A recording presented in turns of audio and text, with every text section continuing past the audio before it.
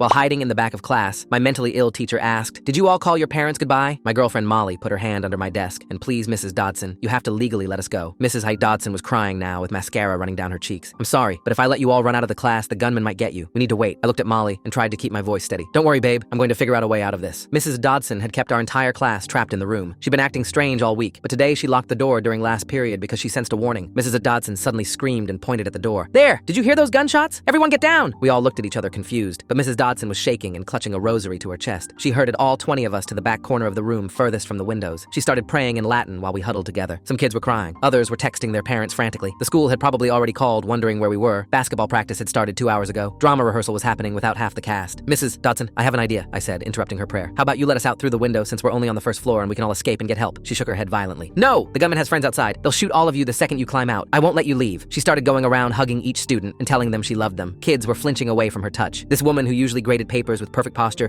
was now wild-eyed and sweating through her cardigan. Bradley was the class troublemaker who usually slept through lessons. He stood up and crossed his arms. "Mrs. Dodson, you're so insane that you make me want to actually do my homework. Let us out, you crazy witch. School dismissal was 4 hours ago." Her face twisted into something ugly. "The only dismissal you're going to have is straight to hell. I should let you out of the classroom and let the gunman unload on you." "Fine then, let's do it." Bradley walked toward the door. Mrs. Dodson immediately crumbled. "I'm sorry, sweetie. You know I can't let you leave here. I have to keep the door locked so I can protect you all." While she was focused on Bradley and trying to pull him back to the group, I saw my chance. Her keys were hanging from her belt loop. I carefully reached over and unclipped them, trying not to jingle the metal. Molly saw what I was doing and created more distraction by fake crying loudly. I crawled toward the door, staying low like we were actually in danger. I didn't realize till later that we really were. My hands were shaking as I found the right key. The lock clicked open and I yanked the door handle. "Run!" I shouted. All 20 students rushed for the door at once. Mrs. Dodson screamed and tried to grab people, but we pushed past her. We ran down the hallway and burst through the front entrance into the parking lot where police cars were everywhere. The cops had their hands on their weapons until they saw it was just a bunch of terrified teenagers. They immediately asked us what happened. "Our teacher went insane and trapped us in there for 4 hours, I told the nearest officer. He nodded grimly. "We're sorry we took so long. We just got the call about you guys after we searched in Mrs. Dodson's house. You won't believe what we found." Full story on channel link below.